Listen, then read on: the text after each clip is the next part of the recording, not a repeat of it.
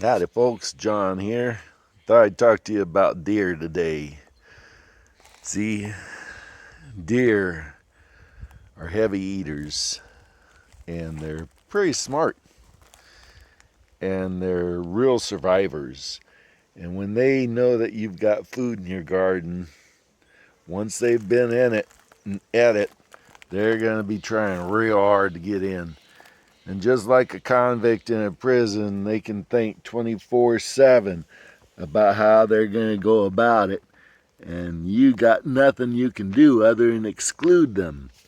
Yep, deer can jump high and they can jump far, but they're not quite so good at doing both. So at a spot like this, I can lay this one bit of fencing over to the side. I can consider putting another fence onto the high spot there so that they can only jump from closer in, and that'll stop them from getting in at this spot. I stuck some hog panels up here, so what I'm gonna have to do, since they're only about 5 feet high, is get me a couple strands of the ribbon fencing that you use for electric fencing. I've got plenty of that. Now I'll stick 3 or 4 strands up here, and I can bring it to about 8 feet high pretty easy. I'll probably have to prune the branches there a little bit on the tree, but that should help quite a bit there. Something like this gate that rotted away and has been unattended for a few years since I wasn't growing anything in this spot. Well, deer can actually get their heads in there and just keep pushing and pushing and push it open. They're like that. When they gotta get in to get food, they'll do what they have to do to get food. So your best bet is total exclusion. You can do things like put up coffee cans full of panther feces from the zoo. I would go and take the zoo food and they would give me panther feces from the panther. And I would put that up, and yeah, it kept them away, but I would have to renew that every week. And that meant a trip to the zoo every week. And then replacing all those little coffee cans and dumping them out and adding new feces into it. That wasn't a lot of fun.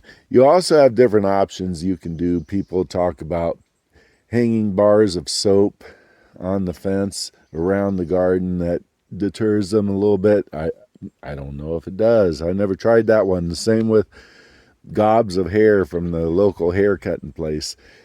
You can put up scarecrows. I think that works. I know I've been gardening at night a time or two and didn't realize that the shadow around me was a scarecrow and scared myself.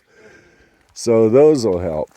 But your very best bet is a strong, durable fence, 7 or 8 feet tall, or 2 fences that are about 3 feet apart or 4 feet apart, and then you can have chickens even in between them.